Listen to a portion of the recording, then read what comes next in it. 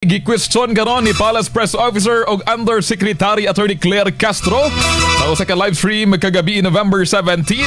Ang speech ni Senador Amy Marcos kung nganong wala niini gilakip ang hugaw matud pang administrasyon ni former President Rodrigo Roa Duterte kun FPRRD.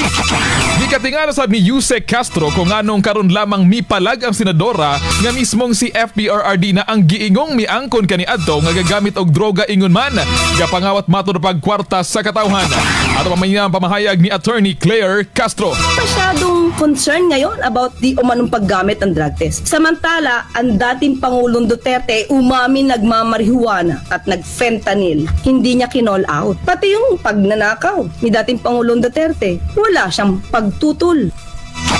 Lugang pa ni Castro nga walay basihan ang mga gipang istorya niya o gatubong lamang nga dautan ang kaugaling o igsuon nga si Presidente Bongbong Marcos ingon man si First Lady Liza Marcos. Iputusab niya nga wala galantaw si Senador Amy nga si PBBM pa ang nagpasiugda sa investigasyon sa anomalosong flood control projects aron nga matuldukan na ang nagkagrabing korupsyon sa Pilipinas.